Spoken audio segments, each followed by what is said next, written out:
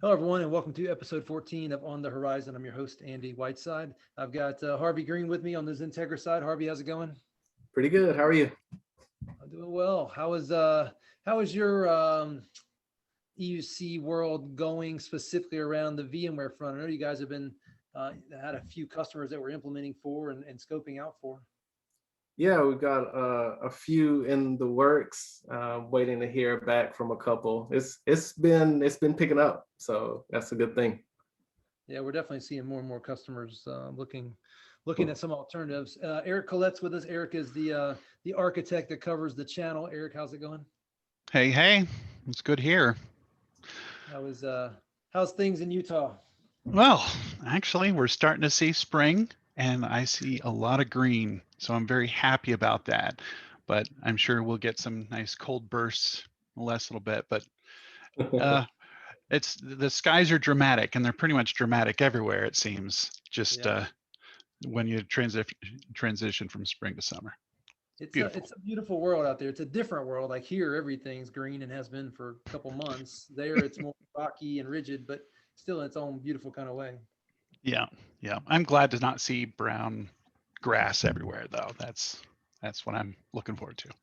I'm actually heading out there in 2 weeks to go to a conference. I think I need to I need to follow up, see where that stands. But appreciate you guys joining. Eric had picked a blog for us called Workspace One Innovations to Automate the Workspace.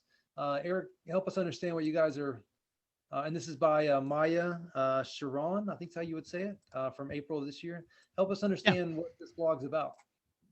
So it really is about using analytics or looking at different interactions that users have with their mobile devices, and then tracking those experiences, tracking those interactions, and then pulling that data back in and crunching on it, using it as a source of big data to to automate certain reactions to things, like the usual business case of somebody has an expense form that needs to be exp- uh, ex- expedited or approved or something along those lines. You just click the yes button, but it gets a lot more detailed, a lot deeper into that. So is this kind of the nirvana of the workspace where you really are, walking someone through their day and intelligently leading them with analytics through to what needs to be done next? For the most part, well, we can set it up that way, but it's also like this incidental stuff. So with experience analytics, uh, you're basically taking an employee's experience, understanding exactly what their gaps are, what their difficulties are, and then curating the message to deliver back to them. Uh, so it's if they have issues with signing into, let's say, Outlook is part of their delivery package, and this is on a mobile phone. We can also do it from Windows 10 workspaces and so forth. But if it crashes every time that they try to log into it, we need Mhm. to understand what that crash is. We can find a whole bunch of correlative data and then process that to gain a result, giving IT information that lets them propose a fix Right. or maybe find a solution and then fix it after the fact and then roll that out to all users before it gets too bad. That makes sense? No, it does, and certainly the nirvana of IT is knowing what's happening before it happens. Before before it happens. Fix the problems of the user before the user even realizes it enough to especially contact IT and take some time. So in this blog, it calls out a few things. The first section here is experience analytics. What are you guys trying to cover there?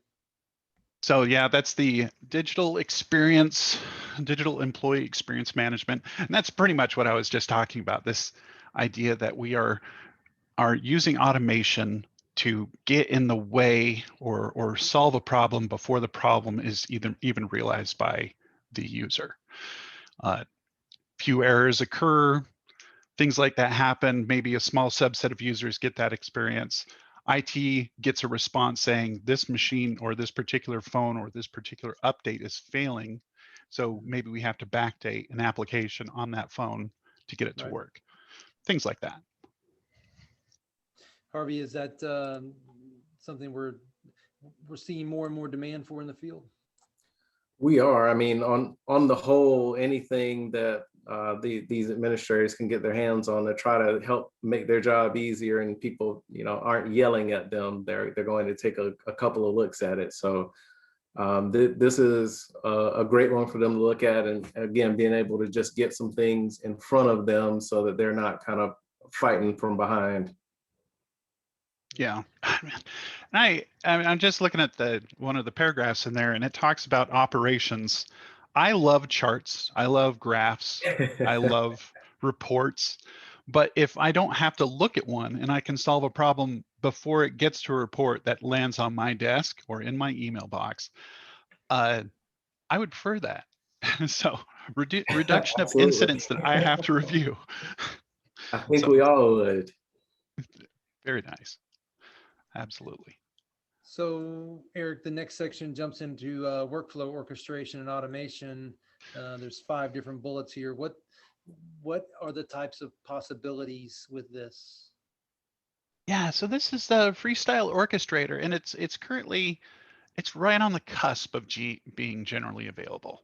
It's one of those things that's not quite there yet, but it basically promotes workflow in a no-code or low-code type of environment.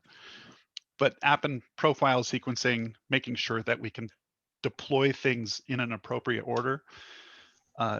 If you've ever installed Linux or whatever else, you have this lovely approach at when you say, I want to get this particular application, it'll go out and say, and here's all the dependencies that you have to update first before you get to that point. Yeah. I love that. I love when I can do that because it makes me feel very smart to see all this text scrolling across the screen.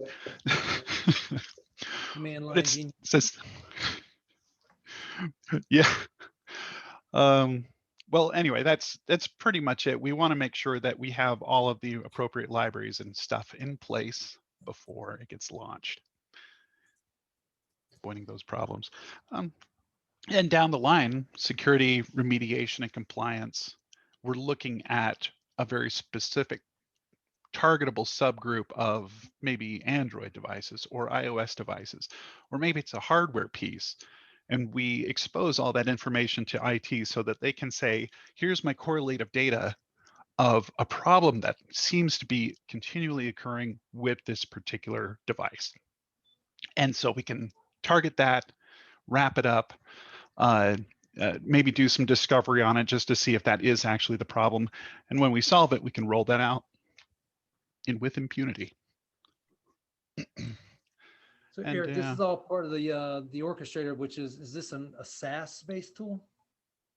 It is something that's included with Workspace ONE UEM inside of the console there. So it's built in. If you have it via SaaS, then you have it via SaaS. But it can go either way, on-premise or SaaS-based. Okay. This next bullet talks about the security remediation and compliance. Yeah.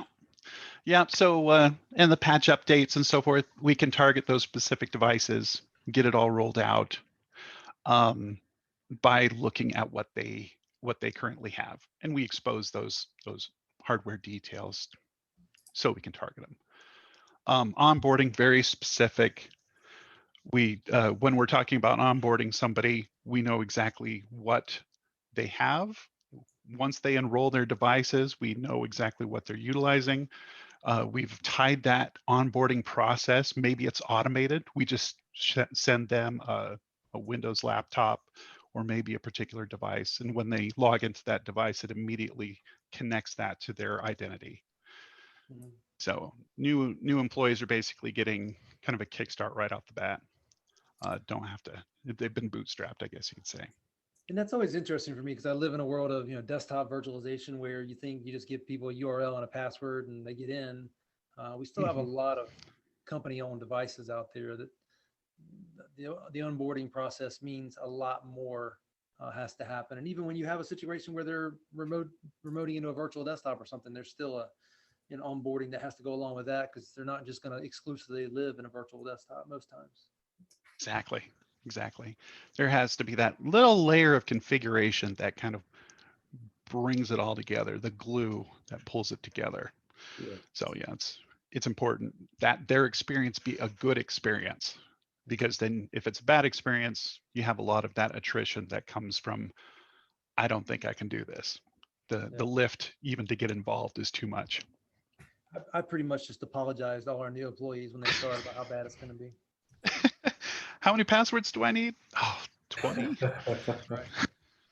Am I going to use a laptop? I'm going to use a thin client. Am I going to use both? Am I going to boot from this operating, that operating system? I'm literally behind my desk here working on installing iGel on yet another device.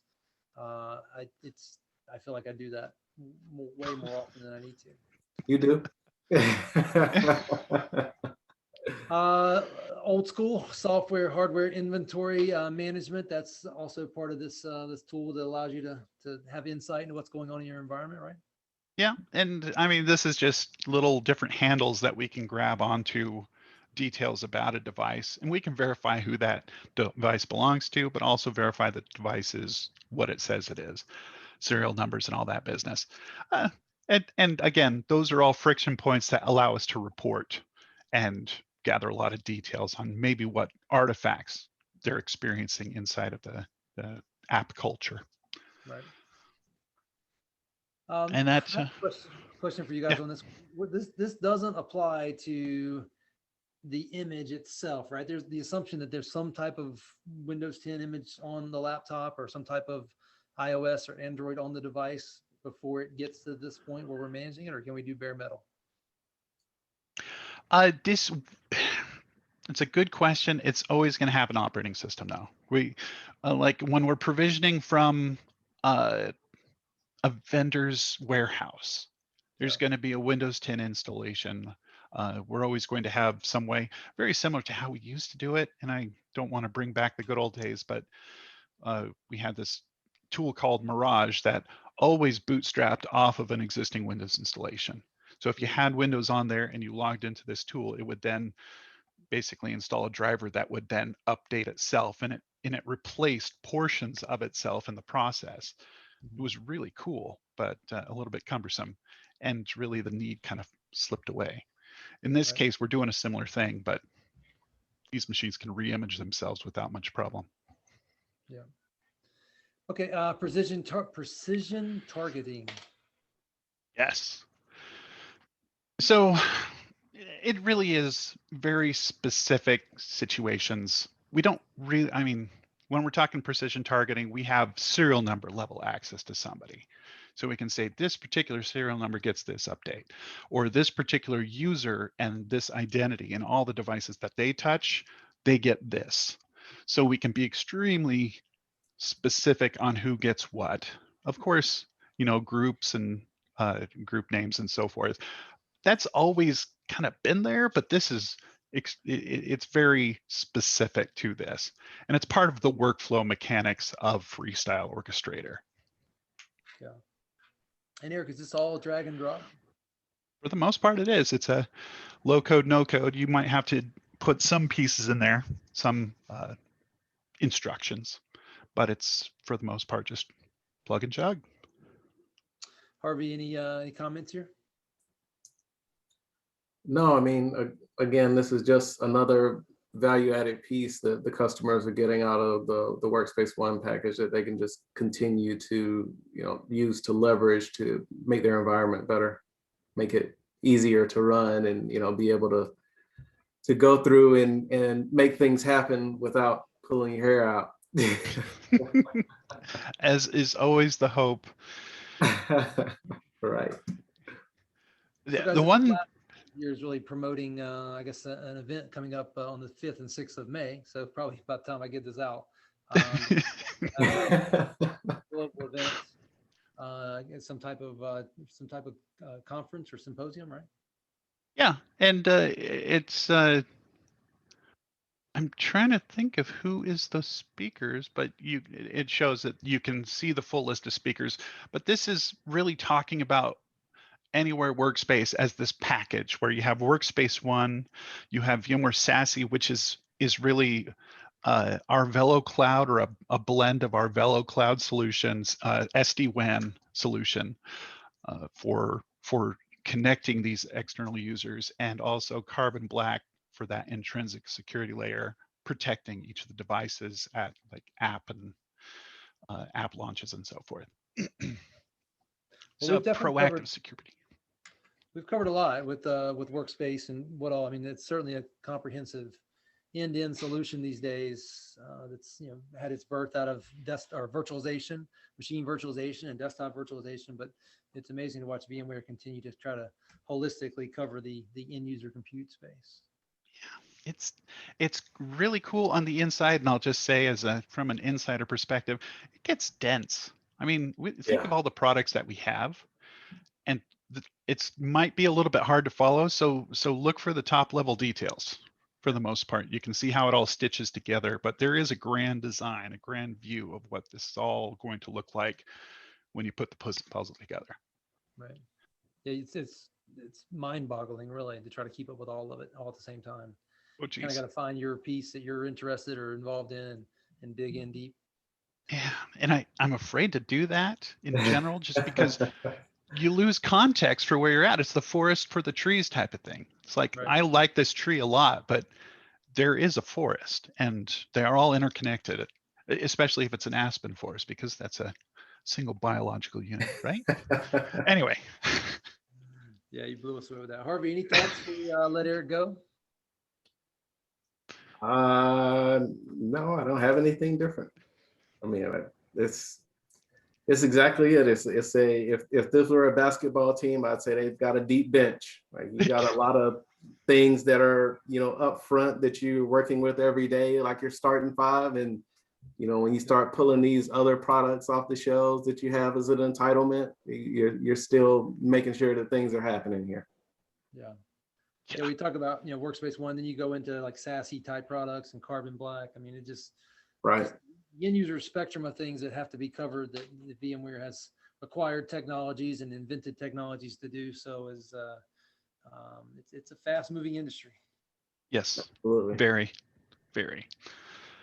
Well, gentlemen, with that, we'll wrap this one up. Thank you for joining, and we'll do it again next week. Sounds good. Thank you, Andy. See you, Harvey. Yep.